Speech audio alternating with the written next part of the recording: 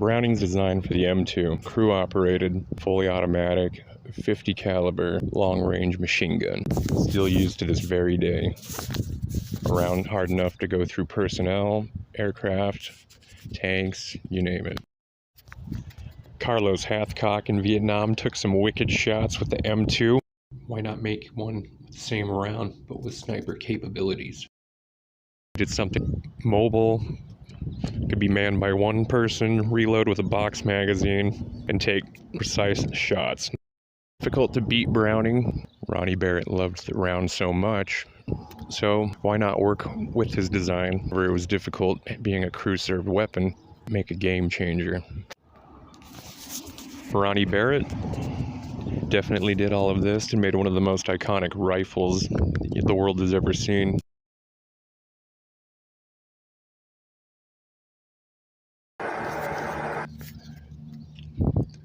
From humble beginnings as a photographer to one of the biggest manufacturers of high-powered rifles in the world, this is about Ronnie Barrett.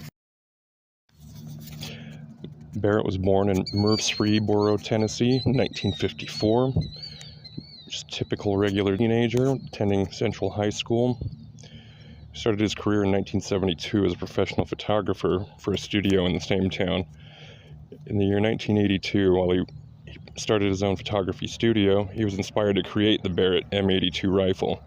January 1st of 1982, he was photographing a river patrol gunboat on the Stones near Nashville, Tennessee. And he took a picture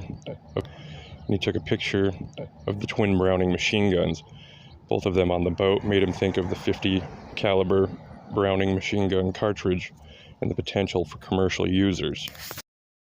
With no engineering background, Barrett hand-sketched plans at home for his own 50 BMG repeating semi-automatic rifle.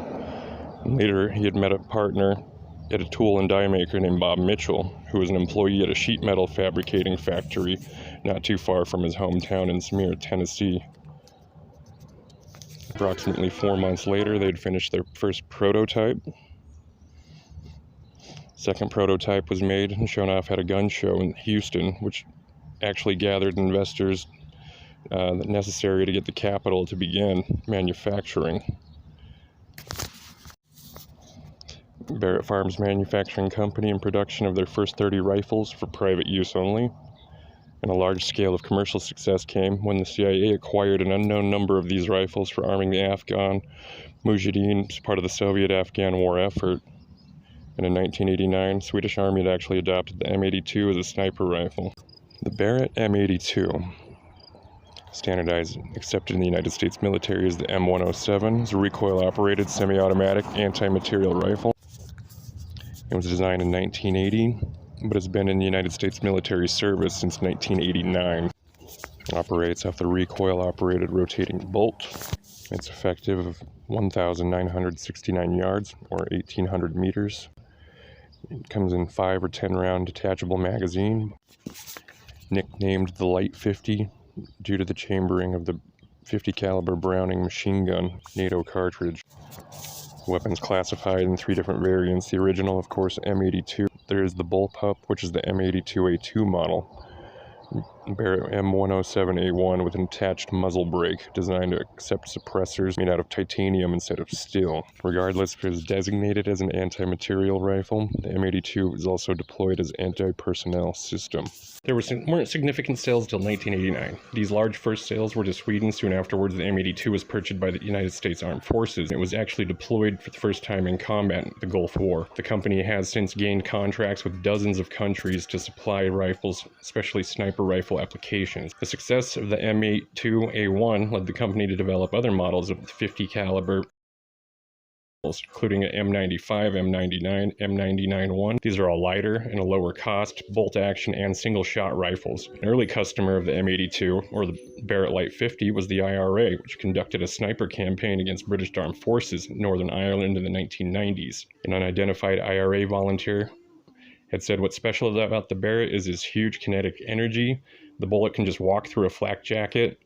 South Armagh was the prime place to such weapon because of the availability of Brits. They came to dread it, and it was part of the effectiveness. The United States military still uses the M82A3 and a newer version of the M107 as an anti-material rifle. It is used by explosive ordnance disposal teams with special military HEIP ammunition. Barrett also manufactures the REC-7 upper receiver for the AR-15 style rifle, chambered in 6.8mm Remington, which was one of the weapons the U.S. Army reviewed in 2008 while drafting requirements for a potential M4 carbine replacement. In response to California's ban of civilian ownership of 50 caliber BMG rifles, Barrett suspended sales and service to all law enforcement agencies in California. In October 2008, Barrett introduced the new M98B. The M98B was a bolt-action rifle chambered in 338 Lapua Magnum, which went on sale in 2009, and on February 26th of 2016, Tennessee named Barrett M82 the official rifle of the state of Tennessee. Ammunitions. From designing every single private ownership of firearms, Barrett's had fundraising campaigns for the National Rifle Association, mass-produced, still utilizing board of directors, and continued to develop the rifle through the 80s. On the Cam and Company podcast, in 2021, Barrett had secured a $50 million contract for the United States Army for the Precision Sniper Rifle Initiative. In January of 2023, Barrett was acquired by long-standing Australian Defence Contractor NIOA. Long-serving Barrett Chief Operating Officer Brian James became the new president. Ronnie Barrett said today marks the beginning of a new chapter in the Barrett story. Rob and NIOA team have great respect for the legacy Barrett has created as leader in long-range precision rifles, and it's reassuring to know Barrett will be in good hands with a family-owned company that is focused on manufacturing and delivering world-class firearms. Photography and then involved into manufacturing. One of the most iconic and recognizable rifles of all time. I'll do to Ronnie Barrett.